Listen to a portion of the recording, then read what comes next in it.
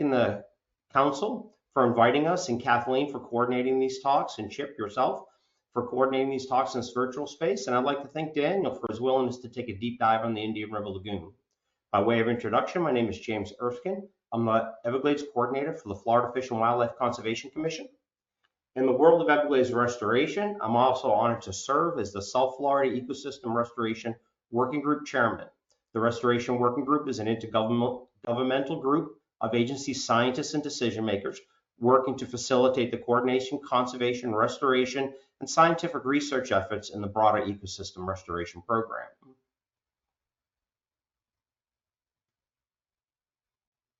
Now I'm going to go ahead and remove my camera so my slides will take full screen for the audience.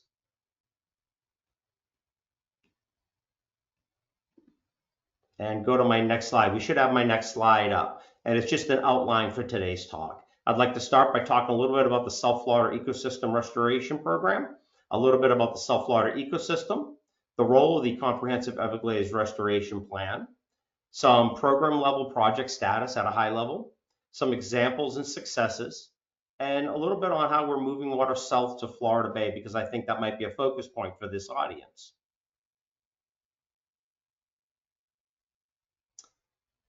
Considered as a single unit, the South Florida ecosystem is Florida's largest and most complex semi-aquatic ecosystem, stretching 18,000 square miles from the headwaters of the Kissimmee River through Lake Okeechobee, connecting the Caloosahatchee and St. Lucie estuaries and rivers and estuaries, through the Everglades, the traditional river of grass, and onto Florida Bay, and ultimately the Florida Keys and the Florida Reef Tract. This system includes the largest continuous sawgrass marsh in North America, the largest mangrove ecosystem in the Western Hemisphere, the most significant breeding grounds for tropical wading birds in North America. And these wetlands are of international importance and are listed as a World Heritage Site and a Biosphere Reserve. The Florida Fish and Wildlife Conservation Commission manages more than 20 wildlife management areas, covering more than 3 million acres within this ecosystem. And with our partners in conservation, we collectively conserve and protect many more.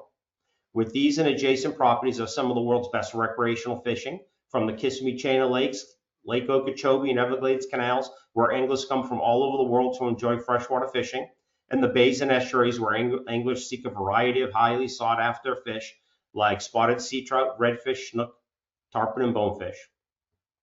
This is and will remain a highly managed system. Within the South Florida ecosystem, there are over 2,175 miles of canals, over 2,000 miles of levees and berms, over 900 water control structures, 620 project culverts, and 98 major pump stations.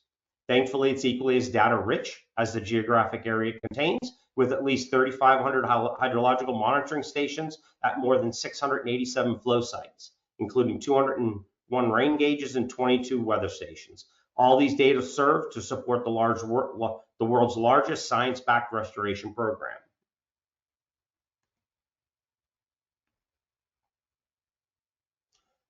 SERP, or the Comprehensive Everglades Restoration Program, we use a lot of acronyms in the restoration game, and I'm going to try to stay away from them as much as I can, but I will introduce some of the most important ones, and SERP is an important one. SERP is the backbone of the South Florida Ecosystem Restoration Program, and arguably the largest environmental restoration project of its type. It's a true landscape level restoration project. And to be sure, we're all talking about the same SERP. We're talking about what's affectionately called the Yellow Book. It's a framework for modification and operational changes to the Central and South Florida project to restore, preserve, and protect the South Florida ecosystem while providing for other water-related needs. And that's an important component. Restore, preserve, and protect, but also the other water-related needs of the region, because we cannot operate in a vacuum on such a large system. The framework provides a means to restore the quantity, quality, timing, and distribution of water. SERP is a 50-50 state and federal cost share program with the South Florida Water Management District as the state sponsor and the U.S. Army Corps of Engineers as our federal partner.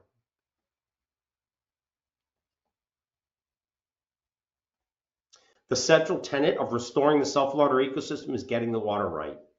This simplified graphic shows the changes in the flow patterns from the Kissimmee headwaters to Florida Bay over time. On the far left is on my far left is the pre-drainage, labeled pre-drainage flows, is the historic flow pattern. At the center of the graphic, there is at the north of the graphic on the left, you see the Kissimmee Valley feeding into Lake Okeechobee, where Lake Okeechobee would overflow its banks into the Everglades, flows south through Shark River Slough and onto Florida Bay. On the east coast of Florida, you have the transverse glades connecting the estuaries on the east. The center graphic is the currently altered system. This is what we operate under today, some modification of this, and it's been in operation for some time. And you can see by the arrows representing flow hydraulics, the larger arrows represent larger flows and the smaller arrows representing less significant flows. And what you see is large flows of water coming down the Kissimmee Valley in the north into Lake Okeechobee,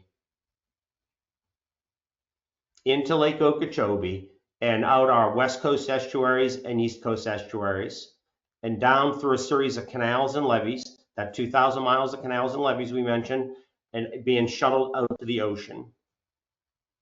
Under the restored flow, you see there's a much broader sense. There's in the center of the graphic on the bottom and center of the graphic, there's a much broader control of sheet flow. And that sheet flow is what's going to provide a lot of the ecological guidance. The restored ecosystem is going to provide a multifaceted economic benefit to the surrounding communities, not only for fish and wildlife. I'm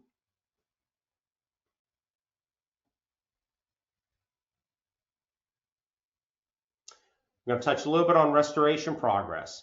And in restoration, we're making incredible progress. Since 2019, more than 75 Everglades restoration projects have broken ground, reached a major milestone, or completed construction. Thanks to dedicated high levels of funding from the state of Florida and our federal administration, progress has remained significantly accelerated since 2009. These 75 projects are working to capture, store, and treat fresh water, and they benefit all components of the ecosystem: Lake Okeechobee, the Caloosahatchee River and Estuary, the St. Lucie River and Estuary, the Loxahatchee River, the Greater Everglades, which is what you think of the traditional river of grass, Biscayne Bay, and Florida Bay. With so many projects underway, it's important to emphasize that there's a synergy achieved by implementing all of the restoration projects. No one project is a silver bullet to restore ecology, but there are a few keystone projects to support a wide range of restoration benefits. Those keystone projects move us closer to a restoration endpoint. Over the next few slides, I'll touch on some of the larger projects with their anticipated benefits and some recent trends that we're seeing that provide us indications that we're heading in the right direction.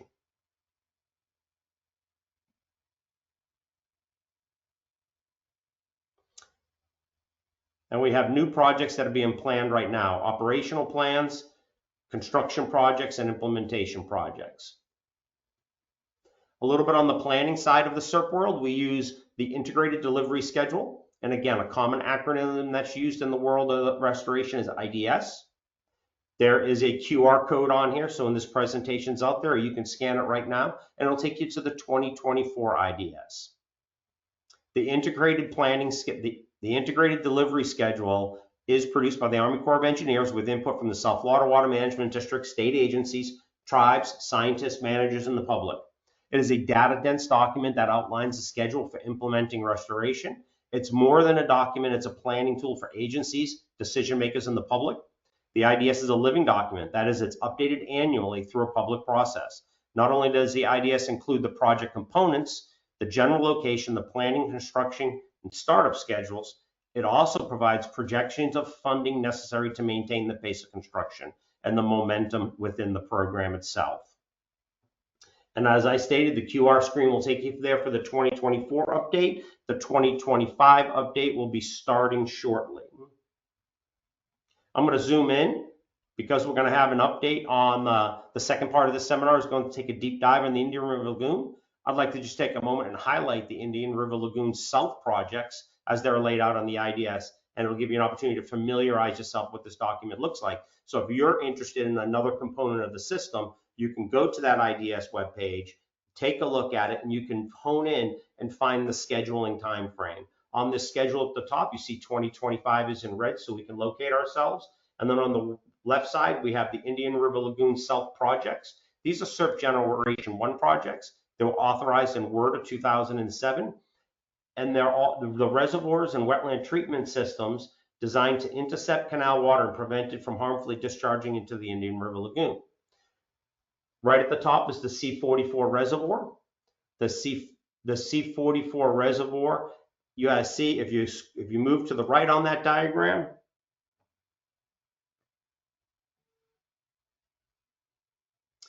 I'm going to grab my laser pointer, the C44 reservoir. If you move to the right here, you see they have diamonds. That's because it's in operation. It's in operational testing. The black lines represent projects that are being constructed by the Army Corps of Engineers. The blue lines represent projects that are being constructed by where the South Florida Water Management District has leads. And then the dotted lines are things that are in planning phases. But it is important to note that all components of the Indian River South projects are in some phase of construction, operation, or planning.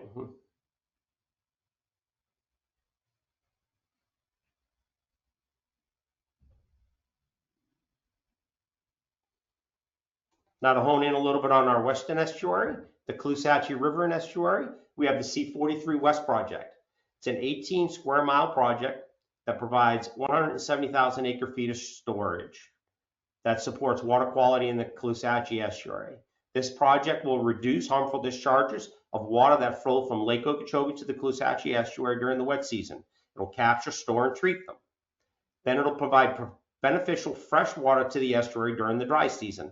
The Caloosahatchee estuary, some people like to call it a Goldilocks estuary, meaning you're getting too much fresh water, and that is not helpful that is not supporting the ecosystem services we need over there. If you have too little fresh water, the estuary goes too saline, and that is also not supporting the ecosystem services over there. This is a very large construction feature with 170,000 acre feet of water, and the state is sponsoring a project grand opening this month. So this project will be up and running any day and will be available to capture, store, and treat the Lake Okeechobee discharges to benefit the Caloosahatchee River and estuary.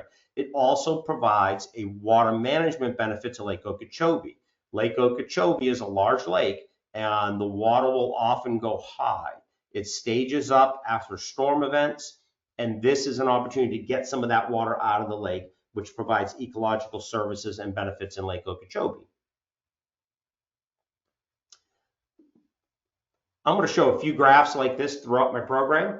They all come from the Recover, the science arm of the SERP program, Restoration Coordination Verification, and we'll give a thank you to them and where these graphs come from and help you locate additional information if you want it when we get to the end. Salinity envelope is a good performance measure we use for our estuaries in restoration program. Both the St. Lucie and Caloosahatchee estuary experience reductions in flows and increase in optimal flows over these time periods. So we have dark blue as a baseline period of 05 to water year 05 to water year 17.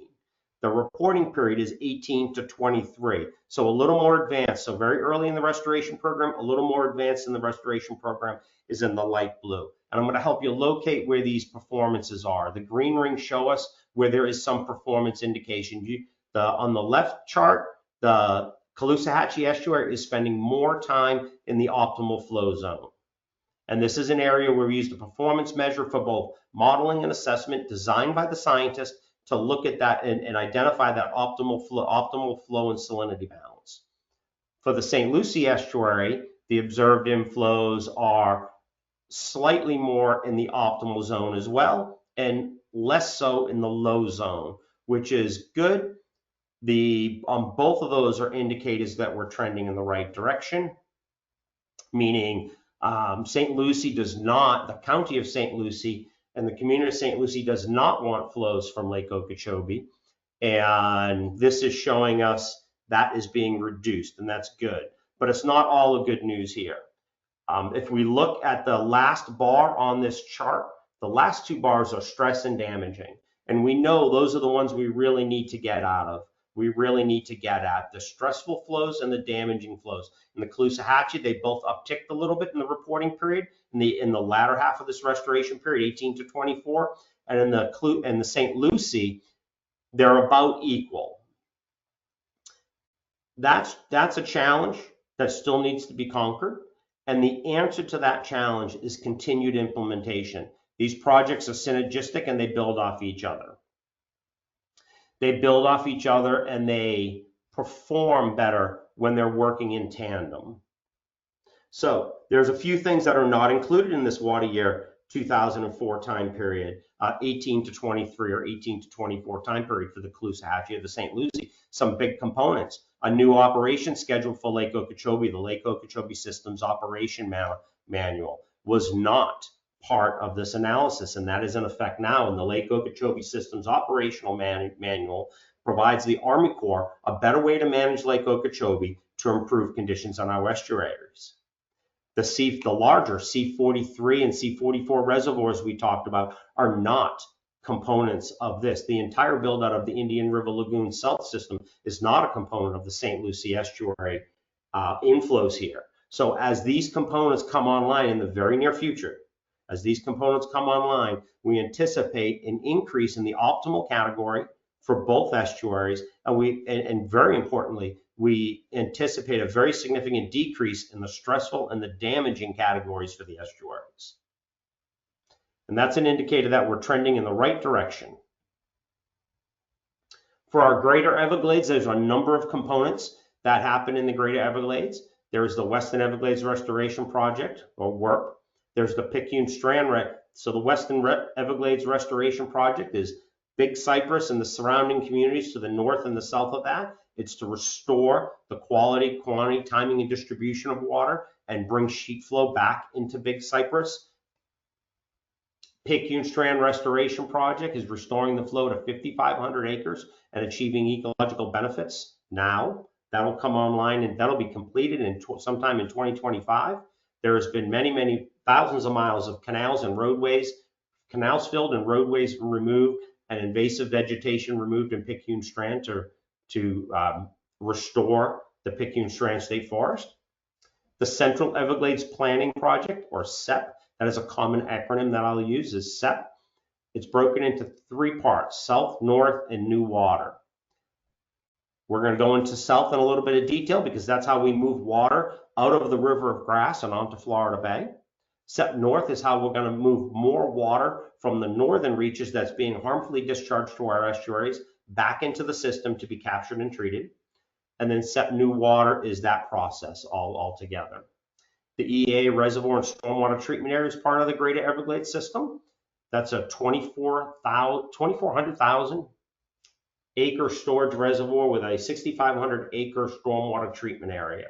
That stormwater treatment area is currently built and undergoing operational planning. So by the end of this year or early next year, we should have an operational plan in our hands to operate that 6,500 acres of stormwater treatment area to provide more flow from the north to the south and onward to Florida Bay.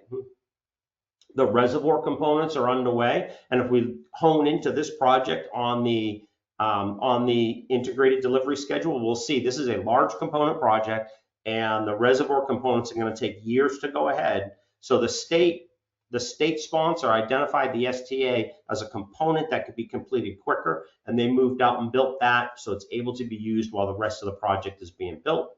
And then we have the Biscayne Bay Coastal Wetlands Project, which is feeding fresh water into Biscayne Bay and supporting those ecological services. We talked about SEP South, and SEP South, Central Everglades Planning Project South, is essentially rehydrating Shark River Slough. Rehydrating Shark River Slough is the key to restoration, and I've got 2 pictures on either side of this map with 2 boxes on the map. The picture to the high right is showing you a little bit just a typical picture of what Shark River Slough might look like in its northern reaches. Looks like the traditional river of grass, dotted with sawgrass and vegetation and some upland vegetation. When you get down to the south end, it's much more like the traditional Shark River of Florida Bay. And this is really to orientate us for the upcoming slides. Rehydrating Shark Slough has been a multi-year process. And getting the water rights in terms of the quality, quantity, timing, and distribution of water is one of the most challenging parts of restoring the Everglades. But thankfully we have the plan and we have the best people working on it. The old Tamiami Trail removal project was a 1 mile project that was a 1 mile section of the original 1929 roadbed that was abandoned for many years and creating a dam in the flow south, and that was removed. 2.6, there was a 1 mile Tamiami Trail bridge. That Tamiami Trail is Highway US 41 that cuts across the Everglades. There was a 1 mile Tamiami Trail bridge in 2013 built. There's 2.6 miles of Tamiami additional bridging that was built in 2019. The road removal, the old road removal that was acting like a dam, was removed in 2021. There were new water control structures completed. There were curtain walls and seepage barriers south of this completed along the eastern barrier of Everglades National Park. There were operational plans completed to be able to use these restoration features to move water better.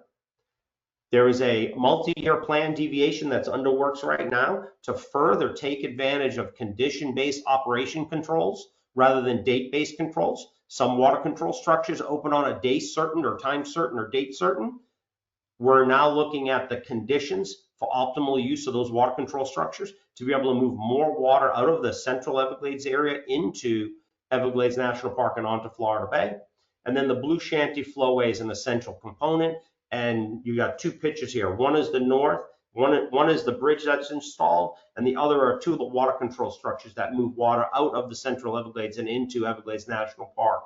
The Blue Shanty flowway will take advantage of those components by removing barriers to flow and allowing providing the opportunity for water managers to have maximum restored quantities of water flowing into Everglades National Park, into Shark River Slough, and onward to Florida Bay. Now we're going to look at another indicator of success here. There's a lot of numbers on this page, but don't worry, I'm going to help you hone in on them. This on the left, you see this goes from 2012 to 2025. I just put a red box up there. I'm going to use my highlighter for you. Just put a red box right here. If we look at these total numbers back in the early 2000s, the total volume is 260, 500, 571 acre feet. And if we compare that to what we're looking at now today with those projects installed to get to restoration flows, we've been running 1.5 to 1.6 to 1.5 to 1.6 to almost 2 million acre feet of water. These are near restoration volumes. These are some of in the earlier predictions of restoration flows south. These were target volumes that were looked at, and we're not at full build out yet. So we're moving that water south. And just to compare when and where it's coming, up here I just put another box, and you can just see these numbers: 13,000, 5,000, 700 acre feet moving south. We know we need about 1.5 to 2.5 million acre feet moving into Shark River Slough to provide appropriate salinity balance in Florida Bay. And then if we look here, look at 2015, a predecessor to the seagrass die-off that happened in Florida Bay. 0 flows for 5 months going into the bay. If we come down to 23, 24, and 25 years down here, these same years where you had 0 months, we're adding 50 and 60,000 acre feet of water in south of Tamiami Trail, 100,000 acre feet, 126,000 acre feet. These are large volumes of water heading south that were previously unheard of. Back in the early 2000s, it was just a theory and a hypothesis that this water could be moved south, and we're showing it here. But what does that water mean is a question that comes up immediately. And that water means ecological services. So this is tracking the landscape level rehydration. We got 3 periods here. This is your Shark River Slough, number 1, and it's repeated in all 4 of them. This is Tamiami Trail where the bridging has been built. Our one right where my cursor is on the picture to the left is where the 1 and the 2 mile bridges are built. The second purple number here is Taylor Slough. So if we look at the base conditions of the 24 average, now red is dry, yellows and blues, yellows are more wet and blues are wet. And we just come down, we see as restoration has been implemented in 2022, we had connectivity. There's no connectivity in Shark River Slough to the Fertile Crescent and Bay areas down here. In 2022, we had connectivity of Shark River Slough and connectivity in Taylor Slough. 2023, maintaining that connectivity going across and in Taylor Slough. 2024, the darker blues represent deeper waters. So we're even more water put in. And you can see right along this edge where there are seepage barriers put in, the water is stacking up in Everglades National Park, keeping the water where we want it for the environment and not flooding out the built system. And you got connectivity throughout the whole system. There's more water moving through the system. What does that mean? We had an when more water moved through the system like that, we had an excellent ecological response in wading birds. In 2021, we had over 101,000 wading bird nests initiated. That's double the 10-year average, and it's the second largest on record. Wading birds are key indicator species. They're a system-wide ecological indicator, and they allow us to track the system-wide ecosystem response. Importantly, Cabbage Bay Colony down in Everglades National Park, which is right on the southern border of Everglades National Park and the Fertile Crescent and the marine zone, had 15 to 20,000 white ibis nests, wood storks, small herons, and roseate spoonbills in it. This colony had not been reported active since the 1940s. And here it was, turned on when the water was right.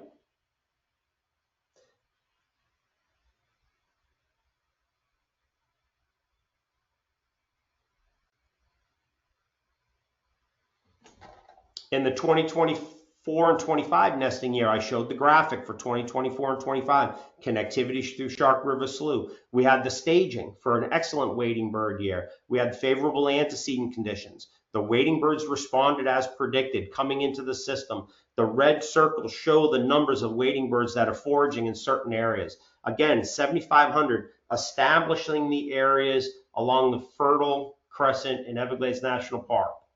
High foraging was observed.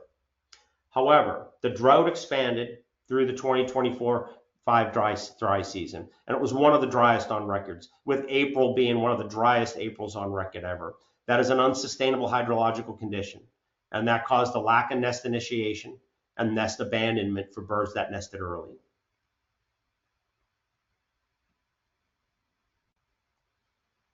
Moving on to Florida Bay, we know it's a unique and shallow estuary. It's heavily influenced by the water flow from the Everglades, and water leaving Florida Bay affects the Florida Keys waters and the coral reef tract.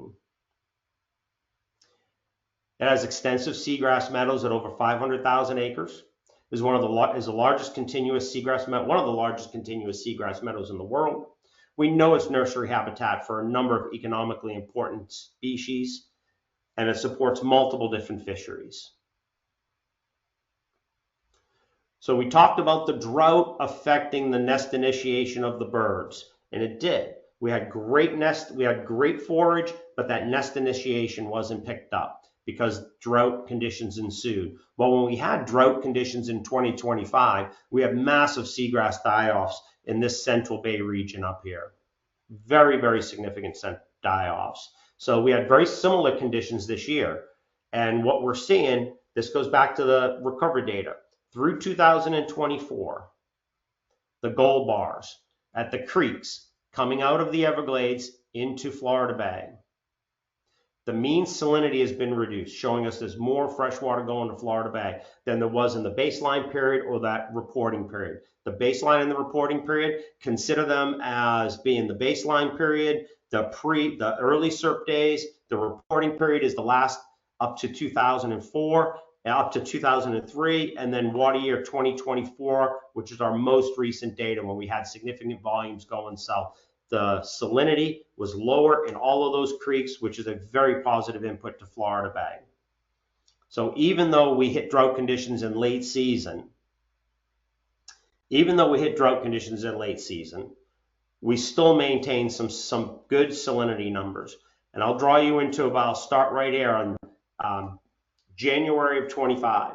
January of 25 salinities were well into the dry season. Salinities were below the interquartile range. This is a performance metrics we use all throughout Everglades restoration for the salinity in Florida Bay, and it's divided up in the east, central, and western side. The blue part is the interquartile range. The black line is the estimated average.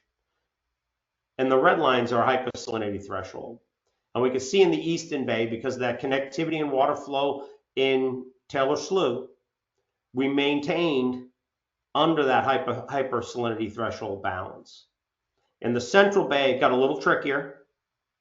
And in the Western Bay, it got even a little trickier. Come April and May, we did cross that hypersaline balance of 40 parts per billion we're using here. But I would compare that back to when the seagrass die-offs happened in 2015, 16, it was 75 in a lot of these bays. Extremely hypersaline, unsustainable condition. And what I'll draw you to is right here at the end of this bay, you see the salinity coming back down. That's because the rainy season started. We've got early July rains. It started a little late. It's coming on in July, but it's bringing the salinity down. There's a rapid response in the bay because of its compartmentalization and because of that water flow south connectivity. So I'm very encouraged by the reduced salinity numbers we're tracking in Florida Bay with real data and the predictions of the model data, which was the slide before. They're showing us that we're doing better in Florida Bay. Now, I'd like to put a thank you out to everybody that works on the restoration, coordination, and verification of recovery teams. They're assessing, evaluating, and planning. They're assessing, evaluating, and planning how to integrate the recovery and science with the operation of the system and the projects. This is a science-driven program, and Recover's bringing that science to the table. And I just want to thank them. And a lot of the data I used today came from the agencies on this, namely the Water Management District, the Army Corps of Engineers, Geological Survey, and all our members within the Recover. This is a link and a QR code to the SERP System Status Report, which is an in-depth dive into all of our interim goals and where we're making them, where we're meeting them, like I showed for the Caloosahatchee and the St. Lucie Estuary, where we may be meeting those goals and where we might be missing those goals and what's to be let out in the future. I encourage you all to take a look at that. Thank you very much. With that, I'll pause, and now I'm happy to hand it over to Daniel for a deep dive on Indian River Lagoon. All right, thank you, Daniel. I am going to switch presentation to you. Should be coming to you right now.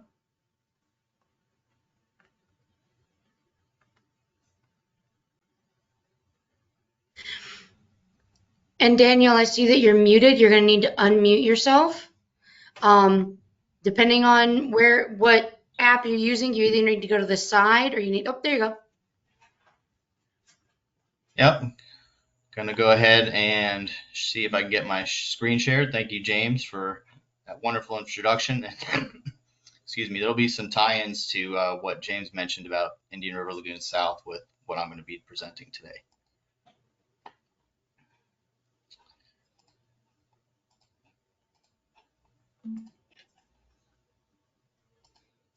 All right, we are seeing your presentation. If you go ahead and click. Daniel, can you do a sound check? Because I saw your lips moving. Is it working okay? Yeah, it's working great.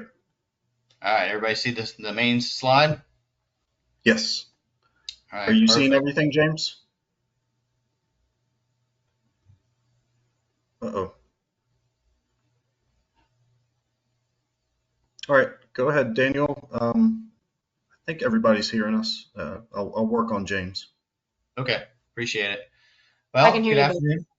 You can hear me? Okay. Thank you for having me here today. My name is Daniel Kolodny, and I'm the Chief Operating Officer of the IRL Council, which is a special district of the state of Florida. It is the host agency for the Indian River Lagoon National Estuary Program. I want to thank the council, Chip and Kathleen here, for giving me the opportunity to discuss the issues facing Indian River Lagoon with you and where we are currently. And I'm going to go ahead and turn off my camera just so everybody can see the screen a little better. I'm just going to kind of give you an outline. So today, if you're not familiar with the Indian River Lagoon, I'm going to give you a little history on what it is, what's happened to it. I'll go into how that degradation has concerns and impacts on fisheries. I'll give a summary on the initiatives taken by multiple organizations focused on ecosystem restoration. I'll give you some updates on the progress that's going on, along with an example or two of some of those successes. And I'll lastly identify some of the challenges ahead and future needs that could accelerate ecosystem restoration. So let's start with an overview history of the IRL and the issues that it faces. The Indian River Lagoon is actually a group of 3 water bodies along the east coast of Florida. You have Mosquito Lagoon to the north, Banana River Lagoon on the east side of Brevard County, and the Indian River Lagoon proper, which runs from the north end of Brevard County all the way down into Palm Beach County out the Jupiter Inlet. It's very spatially and temporally complex. And what that means is when you think of a typical estuary where a whole number of tributaries empty into a bay that exchanges with the ocean, kind of like Chesapeake, Tampa, Puget Sound, etc. The IRL does not have that spatial similarity. It's over 150 miles long, but rarely over a mile wide. There's very poor ocean flushing with only 5 inlets along that entire 150 miles plus, and the inlets are not evenly spaced, so there's no tidal influence in many segments of the lagoon. Wind is the primary driver of flow, and although some would argue stormwater has kind of altered that regime, and I'll talk a little bit more on that later. Adding over 40 earthen bridges and causeways has further restricted this flow, thus compartmentalizing the IRL. So in some instances, the residence time, or the time it takes a drop of water that enters a particular area of the lagoon to make it out to the ocean through an inlet, can be as high as 2 years or more. What goes in the lagoon tends to stay there for a very, very long time. The lagoon is very rich in biodiversity because it spans 2 ecotones, tropical and subtropical. And the lagoon is also a diverse community human-wise. There's over 1.9 million residents in the 7-county watershed, and one of those counties has one of the fastest growing metropolitan areas in the country. All of this uniqueness also makes the system highly vulnerable to a number of stressors. The IRL can be impacted by shock stressors like hurricanes and tropical storm events, wastewater treatment, plant failure discharges. And just to give you an idea of that magnitude, between 2009 and 2018, more than 12 million gallons of untreated sewage spilled into the IRL, according to data from the Florida Department of Environmental Protection. And later on, you'll see that this is a critical need for eventual restoration success. Another shock stressor is discharges from Lake Okeechobee through the St. Lucie River that James kind of touched on earlier. This can drop salinity to 0 for extended periods in that damaging or stressful range James mentioned. And it can input enormous amounts of nutrients, sediment, and potential toxicants like blue-green algae into the system. Another type of stressors are the chronic kind, and you can see them all listed here. All of these are detrimental, but what I really want you to focus on is that last one, wetland loss and watershed alteration, as that one drives almost all of the other bullets that you see on the list. So let's dig into this land alteration a little more and show you how impactful this has truly been to this estuary. Here's a look at one of the most impactful land alterations done in the IRL. This is the NASA Crawlerway, built in the 1960s, which completely cut off flow from the Indian River Lagoon to Banana River through Banana Creek. You can see a picture on the right showing a map from the 40s where there was a multitude of wetlands and shallow marshes all interconnected. This Banana Creek was a centerpiece for fishing and hunting around the turn of the 19th century. Speaking of changing flow alterations even further, here's an image showing how compartmentalized the IRL has become through all those causeways and bridges I mentioned. All these little lines and dots on this map represent a bridge and or an earthen causeway that have severely restricted flow and created this compartmentalization.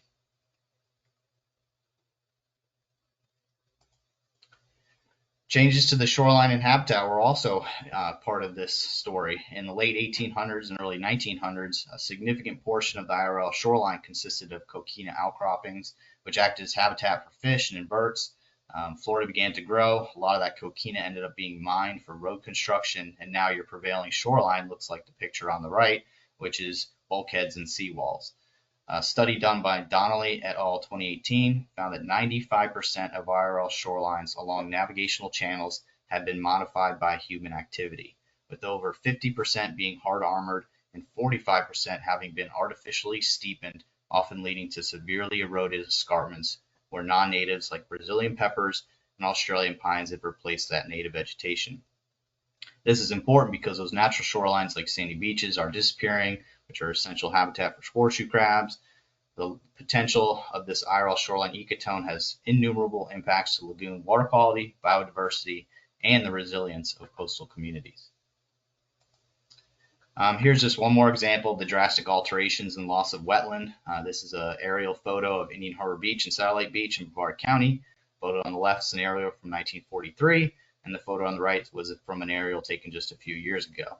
You can see there's been profound land use change to this area, and that leads us to more and shorter pathways for pollutants to enter the system. And I really like this infographic here because it really just shows you that once you start changing that land, you're really driving the system to being degraded. And all these different pollutants have now multiple pathways and come from multiple sources all entering the system. And stormwater has really kind of pushed that envelope quite a bit. Also included is once you see these pollutants into the system, they now cycle in a feedback loop, causing continual problems and eventually algae blooms. And these problems are encountered throughout the entire lagoon. All that chronic stress finally caused the lagoon to hit a tipping point back in 2010. There was an extremely cold winter where 10 days in December were below 40 degrees, and 7 of those 10 days were below freezing. The cold snap killed a lot of the tropical species. This massive pulse of nutrients from biological decay fueled the first major algae bloom in 2011, which many people refer to as a super bloom. What made this bloom different from the historic blooms of the past was it was a new microalgae not seen before at this level of cell count, spatial magnitude, or temporal magnitude.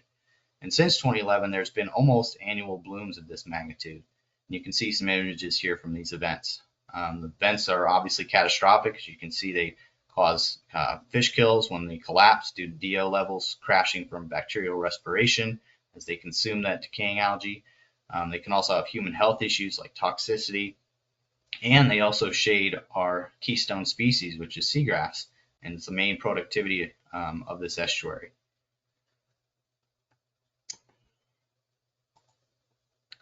The southern lagoon is also impacted by all the chronic stressors I mentioned, but Okeechobee discharges, as mentioned earlier, can be up to 9 billion gallons daily, and they can shift the system to freshwater and make it vulnerable to toxic cyanide blooms. This has been an almost annual cycle of releases.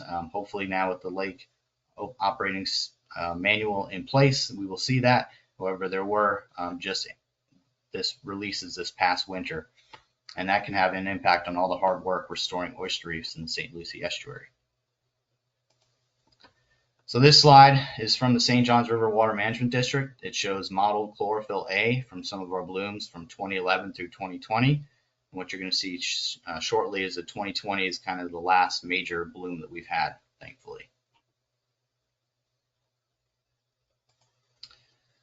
So now that you've seen the issues and the regime shift of the system from a macrophyte or seagrass dominated system to a microphyte or algae dominated system, how does this impact or lead to concerns for some fisheries? Let's go back to seagrass and how essential this habitat is to fisheries. This graph was produced by St. Johns River Water Management District, who's done a really great job of long-term monitoring the seagrass throughout the IRL. They do visit numerous transects. They visit every other year to measure the length, percent cover, and thus be able to determine the total extent. Very prominent in this graph is the loss after the 2011 super bloom, and then the loss after the 2016 brown tide, and then again the 2020 Pico cyano bloom. But there is some good news, and a little bit more on that later. What does this loss of that seagrass habitat mean, though?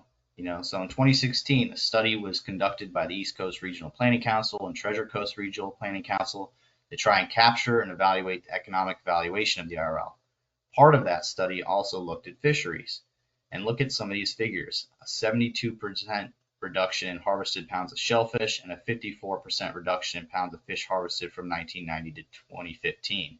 Some of this was from that super bloom, but what else was going on here? The filter feeders were under assault from overfishing. Here on the left, you can see a graph showing clam landings of Mercenaria, and on the right is oyster landings. Note that Volusia County is not part of the oyster diagram because there is still a viable commercial harvest in northern Mosquito Lagoon, but reefs are declining there as well from boat wake damage and fragmentation from mangrove expansion. This loss of filtered feeders from the 70s to the 90s all played a role in the eventual collapse of that system in the early 2010s. What may be more interest to our audience today could be these trends in species regulated by the Council and other fisheries management organizations. Many of the species in the grouper snapper complex spend a portion of their life cycle in an estuary, and the Indian River Lagoon counts for a great many along Florida's east coast. Trends can be seen in many of the other species monitored by the Florida Fish and Wildlife Conservation Commission in FIM, or Fisheries Independent Monitoring. And I'd like to give a thank to Derek Tremaine of the Melbourne office for providing me this data. And here you can see trends in size classes of sea trout and red drum. One of the most stark observances is this drop in sea trout after the 2010 freeze and 2011 super bloom, shown here in blue. Similarly, in red drum, the 2010 and 2011 events did have an impact as shown here.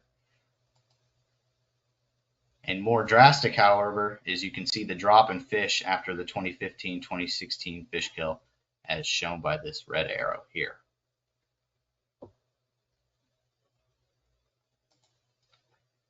Here's some trend data for blue crab. The left side is northern Indian River Lagoon and the right is the southern IRL. Of note in the size class drop after the 2011 super bloom shown by these blue arrows. And if you're wondering about the lack of data on the size class of less than or equal to 80 millimeters in the southern IRL, it's because that was not being collected prior to 2016. Here's some trend data for commercially important shrimp. This is a mix of pink, brown, and white. Again, the 2011 bloom and the 2018 bloom stand out since subsequent years have relatively low numbers with low error bars, meaning high confidence in that value, as shown in these arrows here.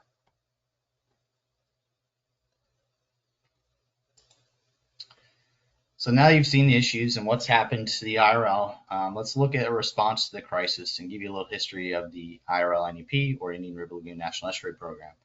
It was originally formed in 1991 with the St. Johns River Water Management District, and once that 2011 super bloom happened, there was some urgency to reorganize and restructure the NEP to better serve all the stakeholders in the 7-county region and convene them to address all the problems and work towards solutions. But what is an NEP? Well, the Indian River Lagoon is actually one of 28 estuaries deemed by Congress as an estuary of national significance. They are all authorized under Section 320 of the Clean Water Act. And the unique thing about NEPs is they're a non-regulatory agency which uses a form of governance called network governance through what's called a management conference. It brings scientists, resource managers, and even citizens from all the stakeholders in the region together to discuss the problems and to come up with solutions in a collaborative, coordinated, and community-driven way. The restructuring of the IRL NEP was done in 2015, where the IRL Council was created through an interlocal agreement.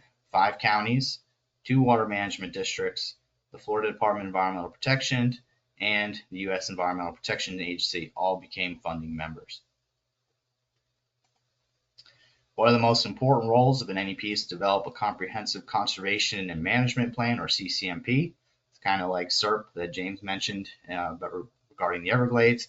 CCMPs are a 10-year plan, and the last full CCMP was completed in 2019. This document is developed with input from all those stakeholders I mentioned earlier, and its main goal is to assist those stakeholders in identifying what parts of the plan they can implement and in tracking progress of that plan. At the heart of our current CCMP is the vital signs wheel, where it was identified there's 32 specific vital signs which all have action plans that need to be completed to help lead the lagoon to a healthy estuary. Each vital sign is also ranked by its level of urgency or health concern. There are critical, serious, undetermined, and stable improving levels. 6 are considered critical, and they include wastewater, stormwater, impaired waters, harmful algal blooms, seagrasses, and implementation and financing. What's important is that these 32 vital signs are not independent of each other. Many are linked together, and taking an action in one could have a trickle-down effect and also impact others. So let's talk a little bit now about what's happened recently on the restoration front and how we are monitoring it. First, there's a lot going on. As part of our reporting to EPA, we ask our stakeholders to share information about projects they are working on that implement the CCMP. Over 270 projects were accomplished in 2024, and these are the projects outside of the ones that we fund. You can see over the last few years, over almost 1,200 different projects have been reported on.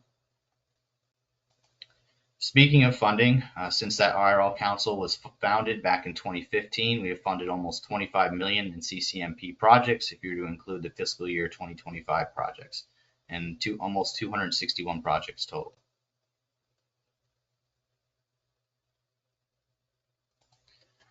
A significant portion of the more recent funding, about $2.5 million, was put aside for a seagrass nursery network because the IRL has lost almost 90% of its seagrass biomass. A competitive RFQ was issued and 5 applicants responded, and all were deemed qualified. These organizations include the Marine Discovery Center in New Smyrna Beach, the Bard Zoo, which has constructed nurseries both in Melbourne Beach and Rockledge, Sea and Shoreline, also in the Melbourne Beach area, Harbor Branch Oceanographic Institute in Fort Pierce, and Florida Oceanographic Society in Jensen Beach. This network would not only tackle seagrass issues throughout the entire lagoon, but would also provide the supply needed to overcome bottlenecking and supply chain issues. Having a collaborative network where best practices, research, science, and lessons learned could be shared to create the best possible outcome.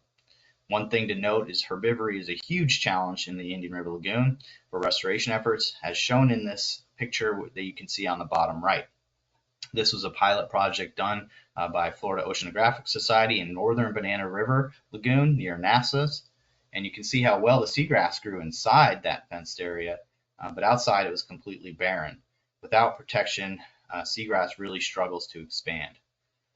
But excitingly, our partners are beginning to see plants produce flowers, fruit, and seed as shown in these images here. Here's a flower, and here's a fruiting seed. Understanding these conditions that promote flowering and seed production could be the key to large-scale seagrass restoration. So, also about the same time the NEP was being reorganized, other initiatives were being put in place by the will of the public to have municipalities and local governments improve the infrastructure that had caused this mess in the first place. One of the most transformational grassroots efforts anywhere in the whole country was the half-cent sales tax that 62% of Brevard County voters approved in 2016. 100% of the revenue collected would go to projects to improve the lagoon. The county develops a plan every year with input from a citizens oversight committee. It was originally estimated they would generate close to $300 million over a 10-year period, but more recent estimates place it at over $500 million. A new referendum will be placed on the ballot in 2016 to possibly continue this program.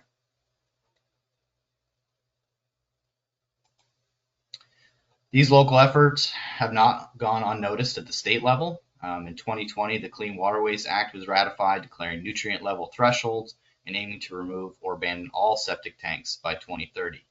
In 2023, the governor of Florida issued an executive order pledging $100 million each year for 4 years to go to projects to improve the IRL. Fiscal year 2023 saw $100 million from the legislature, with 21 projects being funded. In fiscal year 2024, $75 million was approved, along with about $25 million in legislative budget request projects. And just recently, with the passage of the state budget in 2025-26, we are looking at about $25 million in projects for the Indian River Lagoon. So there's been a lot of money and a lot of effort recently to improve the IRL. But how do we monitor this effort? To monitor progress, FDEP has declared several segments of the lagoon or basins as impaired and create a basin management action plan that includes total maximum daily load targets for both nitrogen and phosphorus. Currently, nitrogen progress is estimated somewhere between 35 and 55%, depending on the basin.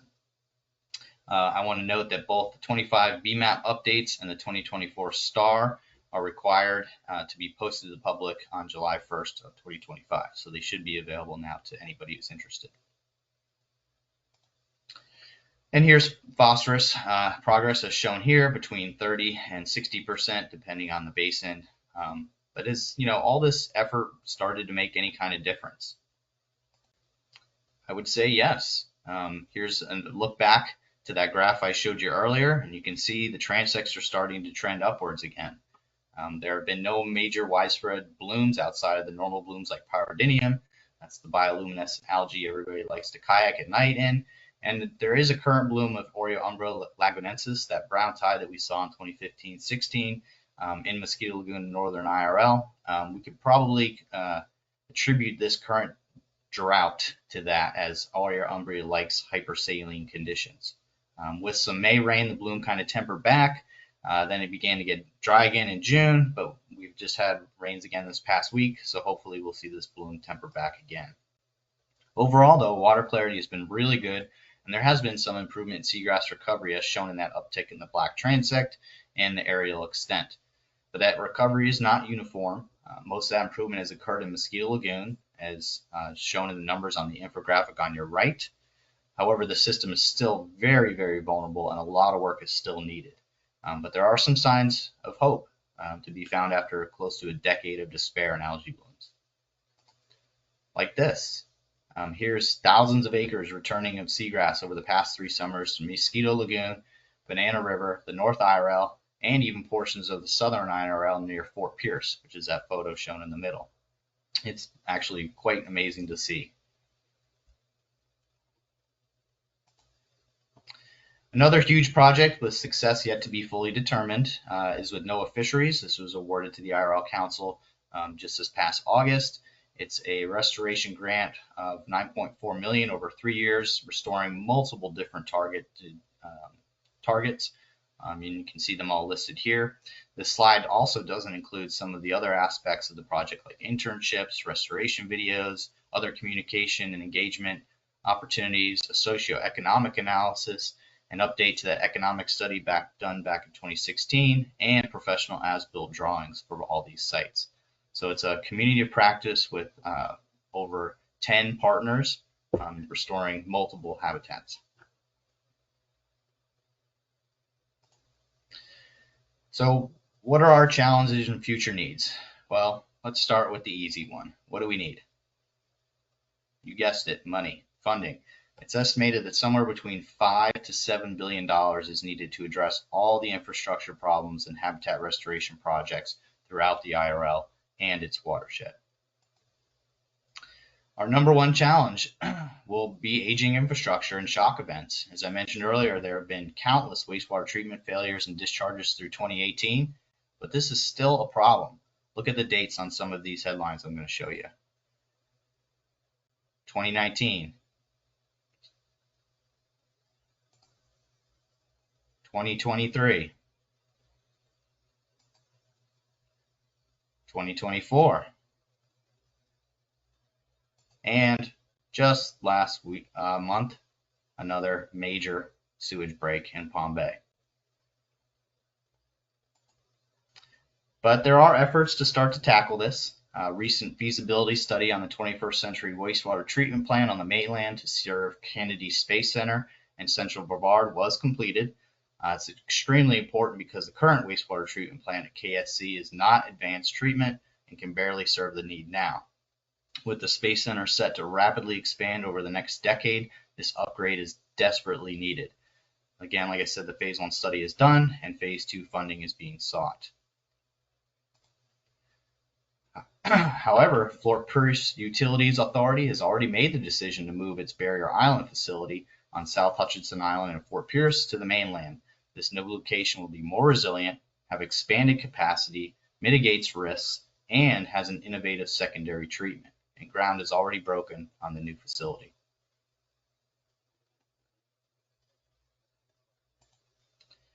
Another big challenge is staying the course. As you know, the public's attention span is short, they're impatient, and they get easily distracted. We need to have the resolve to continue even when things are looking better like they are now. Because we know a setback is just around the corner, be it a natural event like a hurricane or a wastewater treatment failure or delays like permitting. It took almost 70 years for the IRL to shift from a macrophyte to a microphyte system. It's going to take decades to get back to something that can be considered healthy. Will it ever be the same? Probably not, but the benchmark should be sustainable commercial fishing in the IRL. And lastly, our success really hinges on communication, coordination, and collaboration of a shared vision. We've worked really hard to foster this culture in the IRL region by helping to foster this community of practice, and it culminates kind of in that NOAA transformational grant. By continuing to push ahead, we are hopeful the IRL can once again be a world-class fishery with generational stewardship the mainstay of its success. And with that, I'll finish up and take any questions you may have. Thank you again for this time to discuss the IRL with you. Well, thank you so much, both Daniel and James, on great presentations. I'm going to take back control from you real quick, if you don't mind. If I'm able to do it.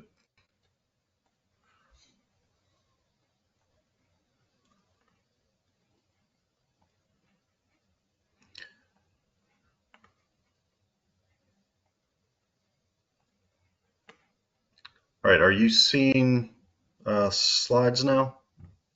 Questions? Or how to work the webinar? We're seeing the question slide. Not how to work the webinar? No. All right. There you go. Okay. I apologize for my issues with GoToWebinar today, but hopefully things are working. If you would like to ask a question, what you can do is click on the hand icon. It should be either on the lower left of your screen, or it's going to be on a control panel that is typically on the right side of your screen. And Chip, go ahead and advance to the next slide in your presentation. okay.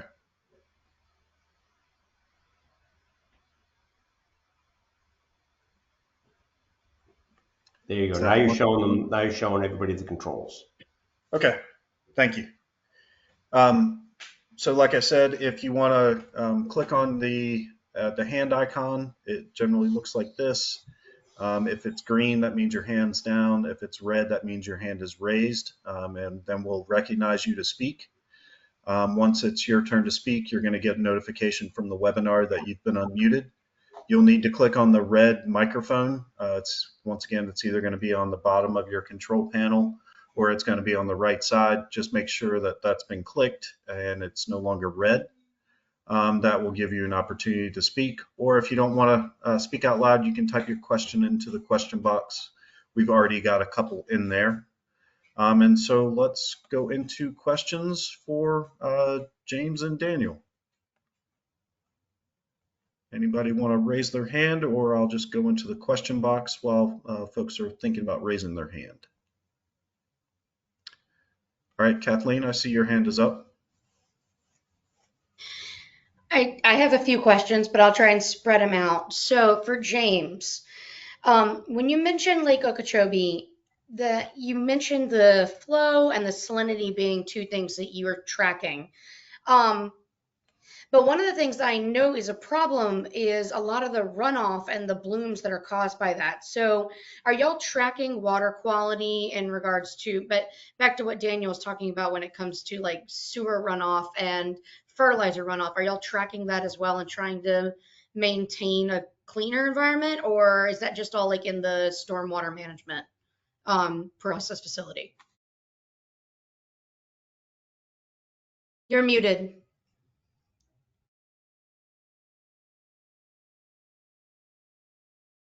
Reboot. Definitely within the restoration program, we're tracking water quality for a variety of reasons. That all falls under the purview of the Florida Department of Environmental Protection and the South Florida Water Management District.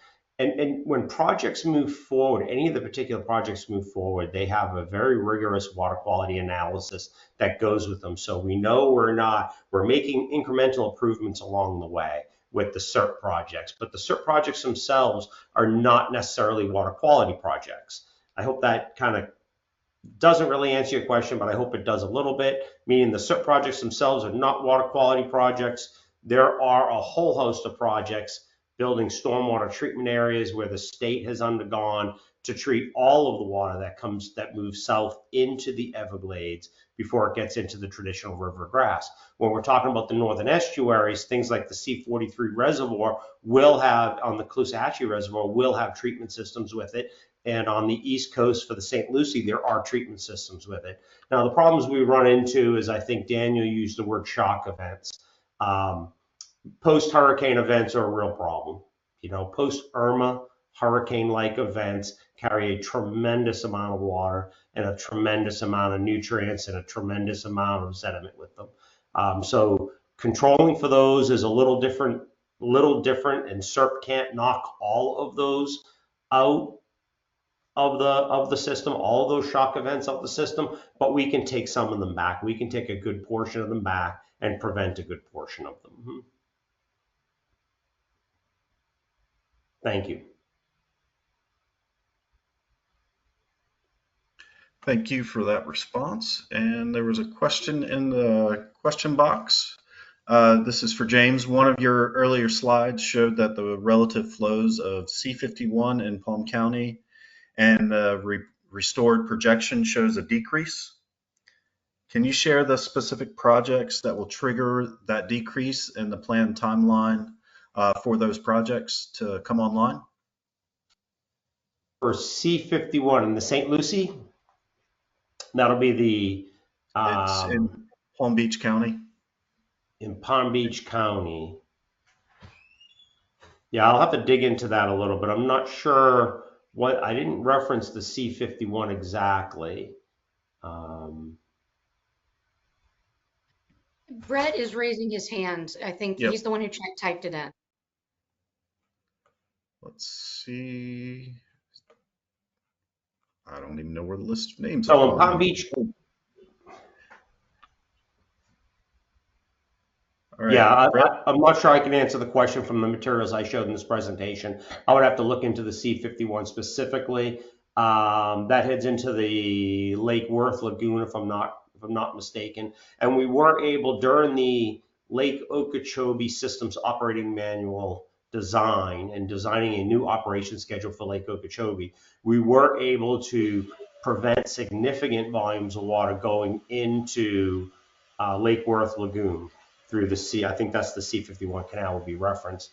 And we were able to hit the performance targets that both West Palm Beach was looking for and the public were looking for by repealing that back. It was, there are some catches when you have these major events like local basin runoff from a hurricane or storm event, but they were able to capture a lot of that Lake Okeechobee water and just hold it in the lake. LOSUM, the LOSUM manages the lake a little differently, but one of the things it does is holds the lake a little bit higher, and that's a significant volume of water. Thank you for the question. Yep. And he had another question, so I'll unmute Brett. Brett, go ahead. You've been unmuted if you want to unmute on this one. Yeah. Thanks, James. I appreciate that answer. My other question was more on a larger scale there. Yesterday, I was down on the Tamiami Trail for work, and driving over the area where it was raised, I noticed on the north side, the service road that runs along the power lines there still blocks flow. So, as it's not the first time this question has occurred to me as I'm driving across there. Is I understand why we want to raise the road, but with that service road blocking the north-south flow, are we getting the full effects of having the road raised with that service road there impeding the flow from north to south? Does that make sense? It does. We're definitely, great observation. We're definitely not getting the full effect of the bridges with that service road there. part of the so there's two bridges. There's on the eastern side of Tamiami Trail, because you were just there. There's a 1 mile bridge that was built, and then on the west, as you go a little bit more west, there's another 2.2 mile bridge that was built. The road you're referring to is the L29 levee, and the portion of the L29 levee north of that 2 mile bridge is going to be removed. That's part of the Central Everglades project plan component of the SERP. It is going to be removed in that area, and that's going to create a broad flowway into Everglades National Park and Shark River Slough. It's a little bit further down the line because those levees all involve massive flood protection responsibilities and dam safety requirements, I think is the term the Army Corps of Engineers would use. So it's a little bit more down the road, but it is part of the plan to open up segments of it, not all of it. They still need segments of it in there, but a 2 mile section can move an awful lot of volume, a huge volume of water, a restoration flow volume of water. Got it. Thank you.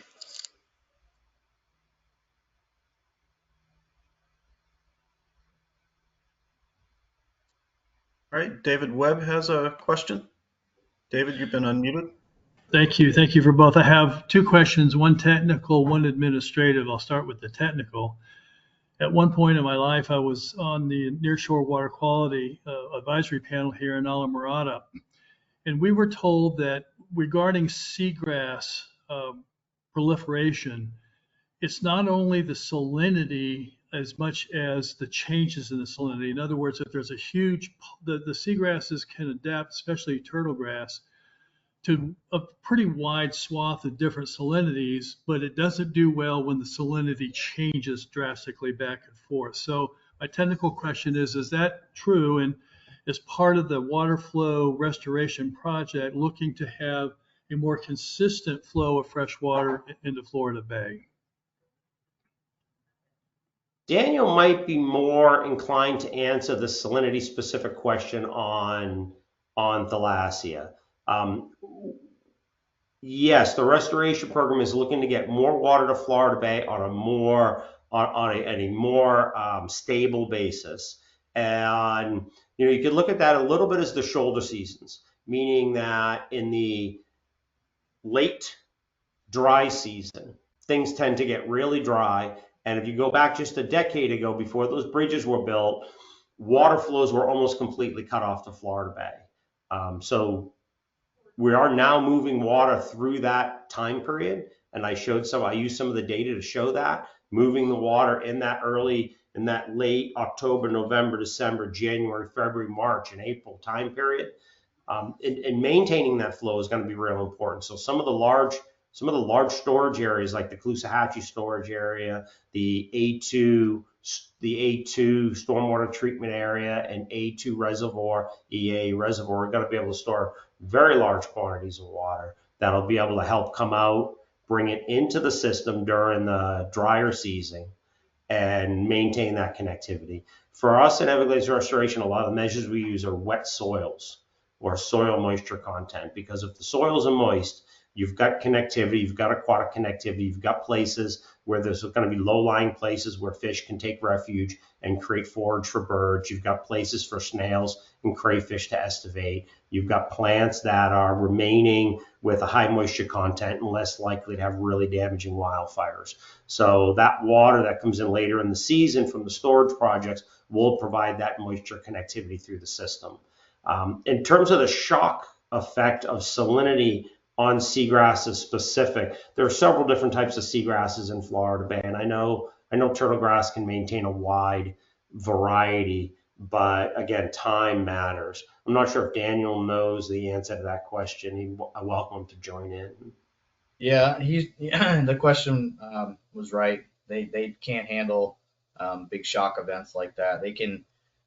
They do have a pretty wide range, as low as some of the species can handle as low as 15 parts per thousand on salinity and as high as 40. But again, those big pulses, big changes is what is damaging. So, a big reason why we've seen a lot of loss in Indian River Lagoon is because of all the changes in stormwater, and we're getting bigger and larger pulses when it rains through those artificial made canals.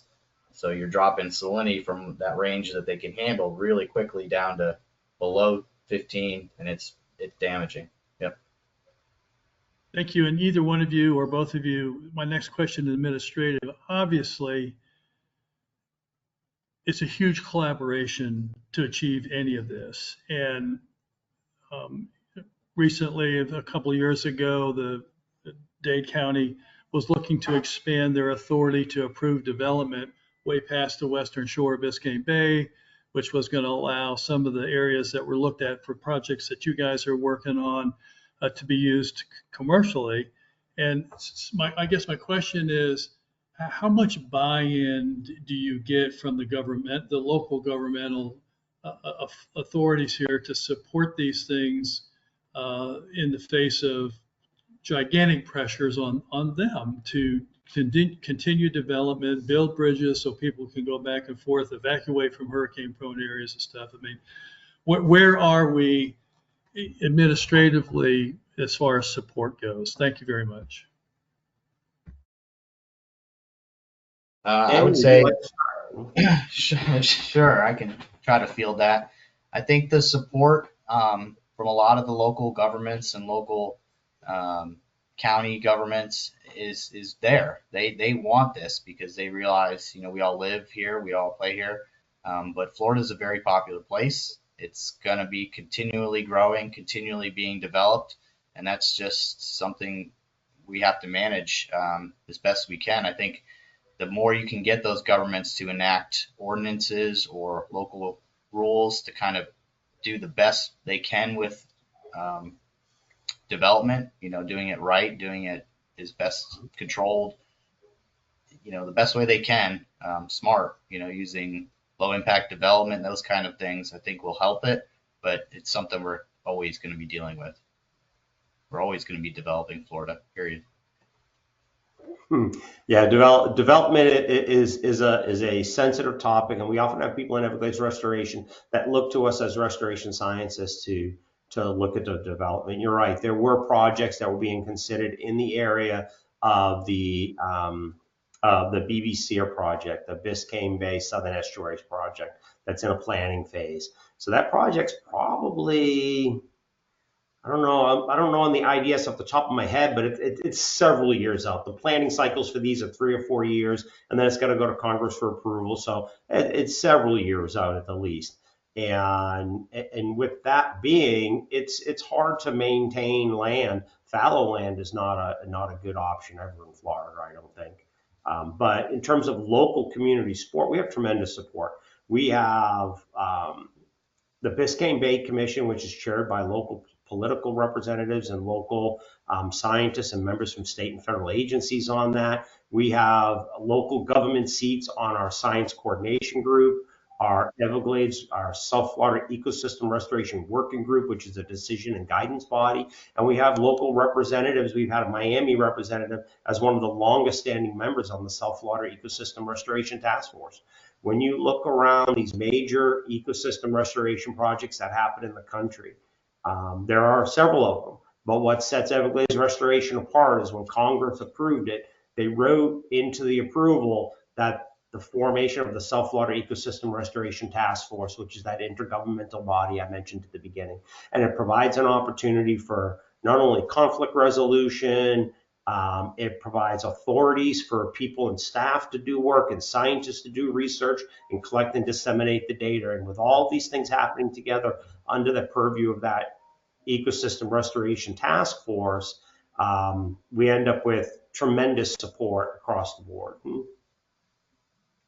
Which is great because it does take tremendous support. And, Daniel put up some of the values in dollars, not only in accrued benefits, but in the cost of these projects, and they are expensive. And those costs are going up.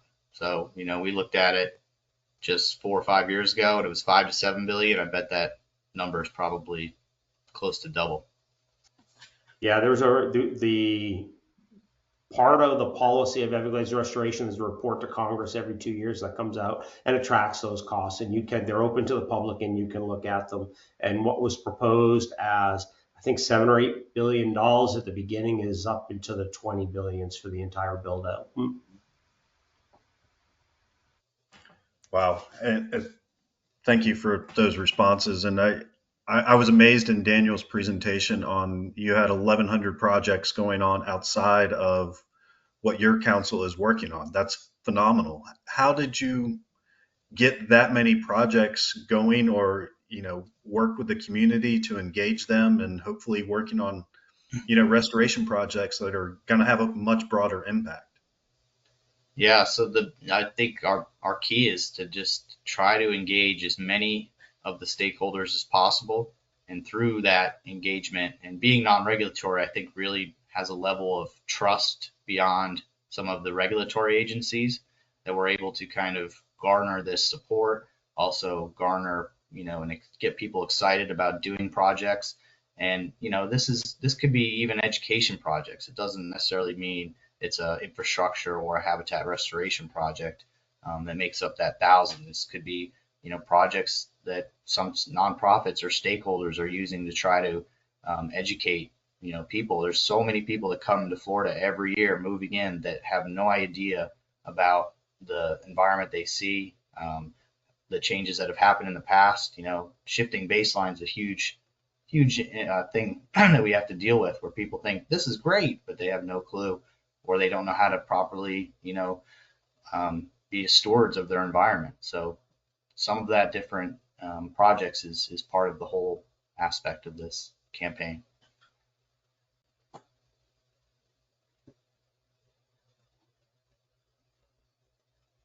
And I'll comment on that, Daniel. I really liked the grassroots projects and efforts that you showed out there. It's one of the things that's hard in Everglades restoration because these projects are so large. A reservoir that takes 10 years to build with the largest yellow equipment you can find on the planet building it. You can't really have the public walking around on it. But what we did do in Everglades restoration early on is incorporate lots of opportunities for recreation. And most of these projects, all of these projects contain significant recreational components with new boat ramps and new kiosks and new information systems, and even inventing new forms of recreation that don't take place in the Everglades because of the way the projects are. And I think some of the water treatment facilities that offer some of the best hunting some of the best hunting in the country for ducks and waterfowl are a great example of that. Mm-hmm. All right, I think Kathleen had her hand raised. So this is actually for both of the presenters. Both of you mentioned future projects. So what's the most exciting project you got coming up? What's the one thing that you really think is going to have a big impact, that's going to help with your restoration efforts?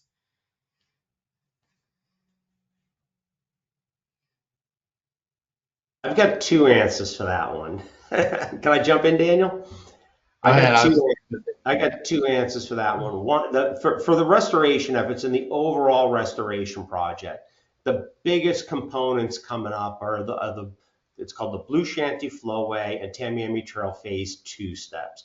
Tamiami Trail is US 41, and we've already put some bridging on it, but it needs to be properly fortified and have some additional culverts and things like that put onto it so it can maintain its use as a hurricane evacuation corridor for Miami or Naples, and serve the ecology of the Everglades better. Well, that project is going to be wrapping up in 2026. And when that project happens, we're going to have the capabilities and the infrastructure to move true restoration flows into Everglades National Park and onto Florida Bay and out onto the reef track system. So that's the most significant component of Everglades restoration. But personally, it's the opportunity to construct vegetative hammocks in the central Everglades and the River of Grass. We have tree islands in the Everglades. So those tree islands are a very unique feature of the Everglades. They're only found in one or two ecosystems around the world, and they serve as refuge for a variety of wildlife. It's a terrestrial habitat in an island in an aquatic system.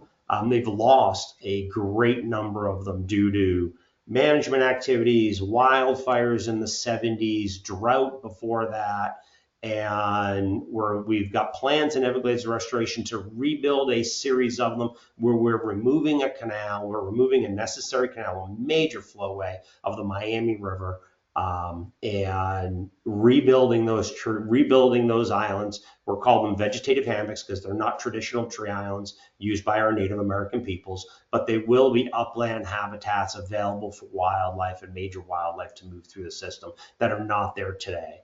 That is one of the things I've been working on for probably a decade, and really excited to see it start coming around.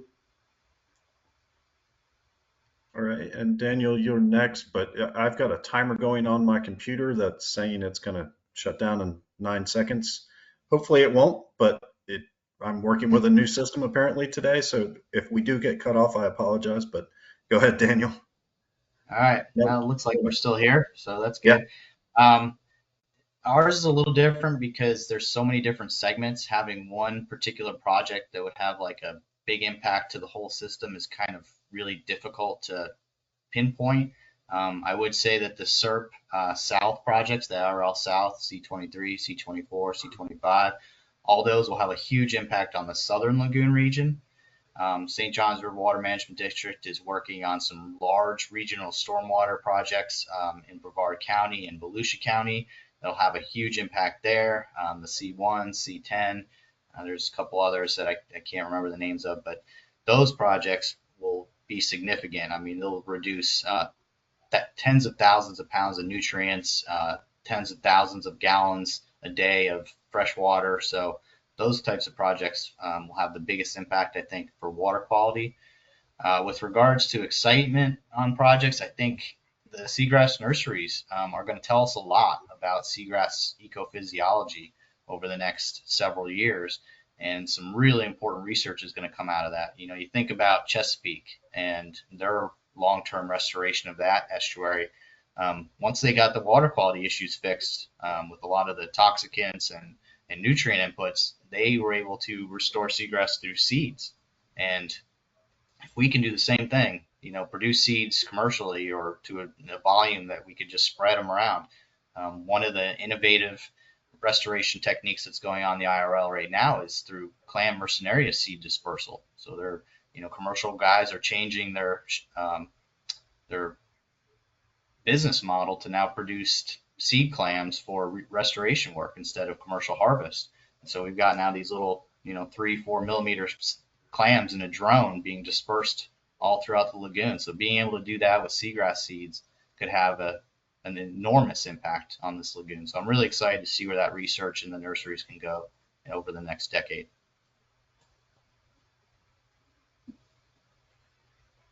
I think that's our time for today. I really appreciate the presentations today, but not only that, all the work that you two have done to help restore these river systems, and the folks that you work with as well. I think, you know, they need to get a lot of credit. It's encouraging to see that restoration can occur, and things are trending in the right direction now. So hopefully some of our essential fish habitats are going to be improving over the next decade and in the system. So thank you all very much. Just a plug for next month's webinar. I'm working on the final details of it, but we're going to be talking some aspects of red snapper on August 12th. So hopefully we can, you all can attend that as well. If you all want to have either any closing words, James, we can start with you and then go over to Daniel. Yep, I'll just say thank you for running the technology here, and thank all the council members for what they do. I'll pretty much say the same. Thank you for the opportunity, and thank you. And we got to stay the course. So just keep eye on that, at it. All right. Have a great afternoon, all. Thank you.